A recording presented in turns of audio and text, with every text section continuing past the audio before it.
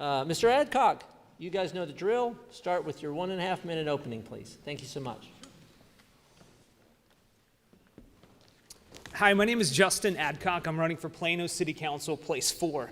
I'm a husband, I'm a father of 4, 2 currently in school at Hightower Elementary, 2 soon to be, and I'm a small business owner.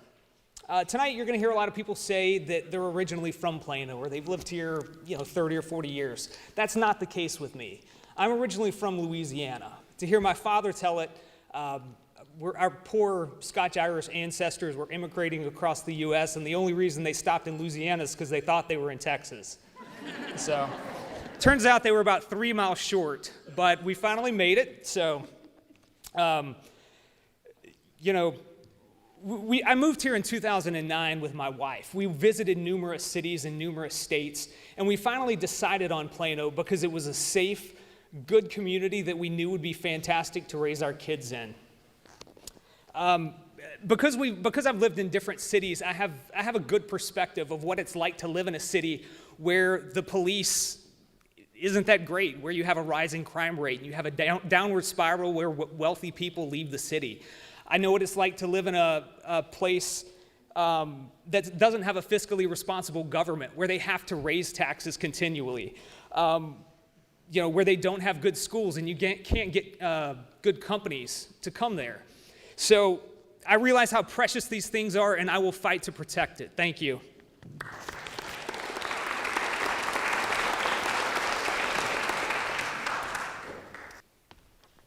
Good evening. My name is Vidal Quintanilla, and I'm originally from South Texas, and my job actually relocated me to North Texas in 2017. Throughout my career, I've held multiple leadership positions, and I'm currently Executive Director of Human Resources over 4 states, 400 physicians, and 3,000 employees. The reason why I'm running for City Council is because I have a degree in public health, which I believe that strongly that every City Council should have at least one representative with a public health background. My career has been in healthcare, my career has been in human resources, and I think those are skill sets that are needed for our City Council, especially with all our city employees, municipal employees, the current budgets, the current FTEs, and all that speculation between the practices that we have 2 different hiring practices between our fire department and our police department, where I think they need a strong foundation and reevaluation of how we hire certain individuals in the processes. So I'm Vidal Quintanilla. I'm running for Plano City Council Place 4. Thank you.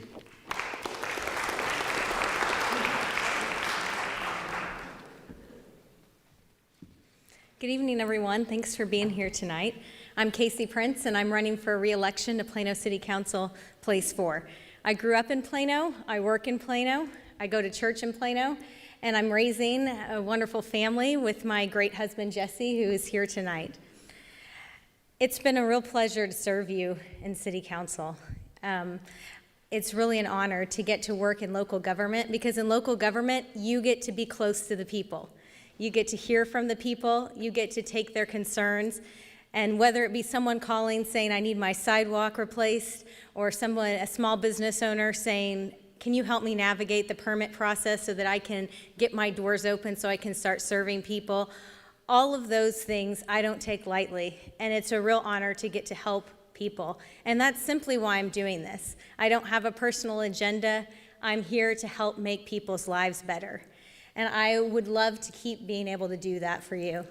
If I'm reelected, I will focus on keeping you safe. I'm honored to have the endorsement of the Plano Firefighters Association and the Plano Police Association, and that's been my priority, and it will continue to be my priority. We also need to invest in our infrastructure. We've seen from the winter storm that that's not something that you can wait on. You have to be prepared for that, and we have to invest in aging roads so that you can get moving and not be slowed down. We also need to make sure that we invest in our mature neighborhoods and keep our neighborhoods strong. Thank you.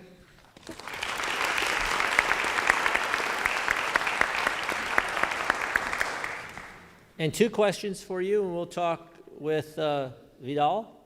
I didn't know if I would be able to pronounce your last name properly, so Vidal. First question, what is your view? This has been a national issue. It's impacted the state of Texas and even locally in Collin County. That's why I'm asking these. What is your view of the protests by organizations such as BLM and Antifa? And I note those because those are the ones that have happened here. There may be others. You can address that as well. What is your view of the protests by organizations such as BLM and Antifa? And what policy should Plano police and fire departments reference or pursue when faced with protests that turn violent?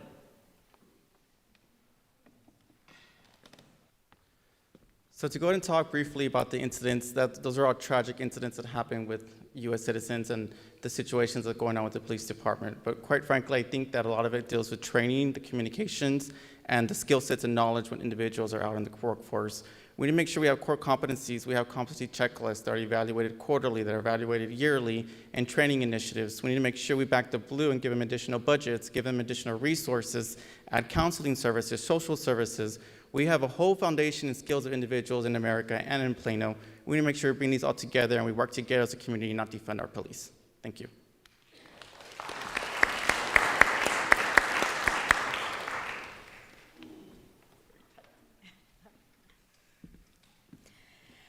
Well, I was so proud of our police department, how they handled the protests in Plano. And one of the reasons that the protests went so well in Plano is because you see that our police handle these different than some of our neighboring police. And one of the reasons that they go well in Plano is because we have a great relationship with faith-based organizations. There was one protest that we found out about one morning, and it was going to take place in front of a church. And we contacted the city, and that church opened their doors and asked the chief of police to come in, sit down, and talk to the protesters before. That immediately de-escalated the situation. And when the pastors were out there handing bottles of water to the protesters, it helped calm down the situation. And that is a model for all of the nation. We have to have our spiritual leaders involved because they help bring a peaceful setting to every situation. And so I'm so proud of our police department, how they handled it.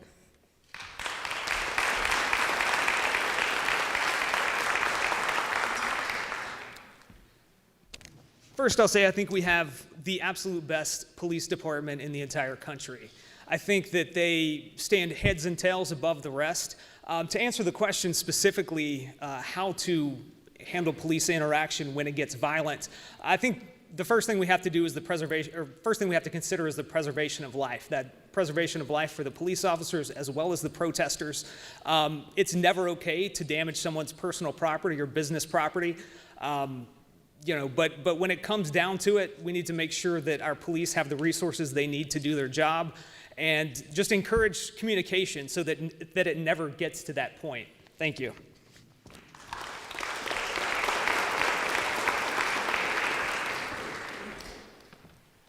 And our second question, Casey, this one starts with you and goes with Justin next. I just kind of rewrote this, so forgive me. For what purpose should eminent domain be used? For example, is expanding a public bike trail an appropriate use? I thought we might get asked this question tonight. This is a hot topic right now. I think that eminent domain should be used as little as possible. I think that it's in this situation, there's obviously some details that I can't go into tonight, but I do think that this has been a challenging situation for the city to deal with. But I think in the future that infrastructure for roads, it's the most important time for eminent domain. But if we can avoid it, then we should.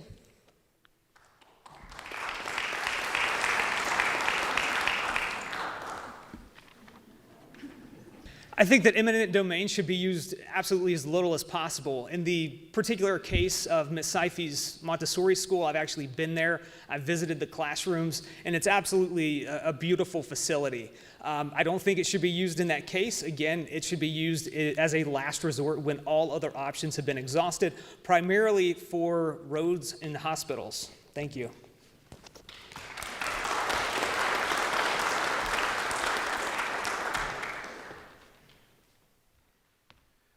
The question of eminent domain, I as well have toured the Southeast facilities and their backyard as well too, and the neighboring backyard as well. I know there's different alternative routes to go ahead and implement, but I think we need to have a blend of the two. If you go ahead and you merge the two plans, you can actually build a trail that goes up 6 or 7 feet and then go across through the middle between the two different residential properties. So I think we need to stop arguing on both sides of the properties and come together and create a blend with that. So eminent domain should really just used for hospitals, fire police stations, emergency response type facilities, not to go ahead and get in the middle for a trail. I do agree with the trail. I do think we need to expand more for our well-being and our wellness. I have a healthcare background here is what I'm talking about, but we still need to come up with a proper blend and in between. We shouldn't be picking the sides and digging our heels. I think we should come up with a process, but there's legal battles going on right now, and we can't discuss the certain parts of those unless you've already subpoenaed the records yourselves. Thank you.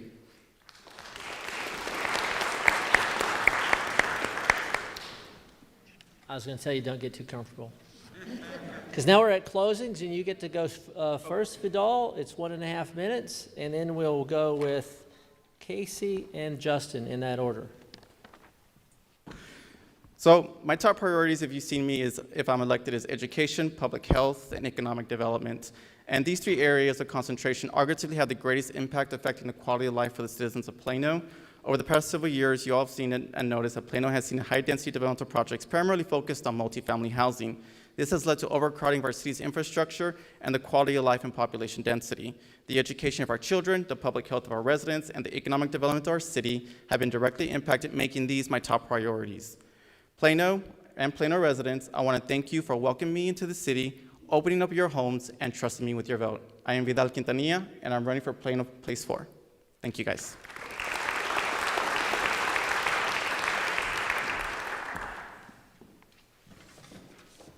As I said, it's been an honor to serve the citizens of Plano for the last 4 years. And I'm really proud of the many things that we've accomplished for you with my fellow council members over the last 4 years. Things like increasing the number of school officers in our school resource officers in our schools, and working with the North Texas Municipal Water District member cities coming together to agree to a new contract that will benefit our citizens for generations to come. I'm also proud of the way that I've been able to work together with all of my colleagues to solve problems and to bring solutions to the table for you. You know, when you become a council member, you come with a lot of ideas, things that you want to solve, things that you want to do, but you quickly learn that you're just one vote. And if you're only one vote, you have to be able to work with 7 other people in order to make those ideas a reality. And so I'm proud of my ability to work with not just my fellow council members, but citizens who have differing viewpoints, to listen to them and to learn how I can take in their viewpoint. I listen to all sides, I take in all feedback, and then I do what I think is best for the citizens of Plano. I would be honored to serve you again, and I ask for your vote. Thank you.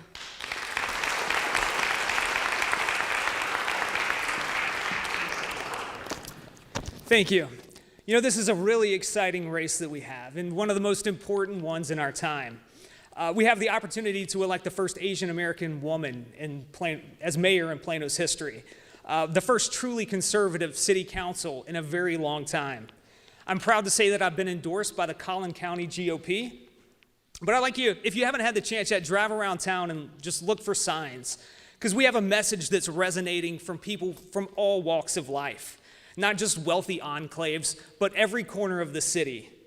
You know, Thomas Jefferson wrote in the Declaration of Independence, "We hold these truths to be self-evident that all men are created equal, that they're endowed by their Creator with certain inalienable rights that are life, liberty, and the pursuit of happiness." As far as life, we're pro-life.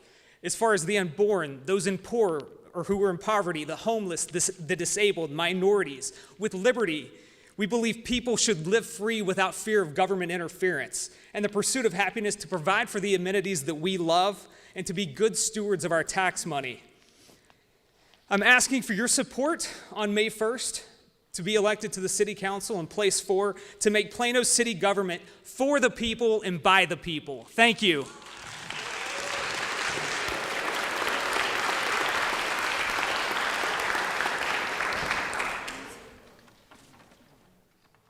Awesome. Thank you very much.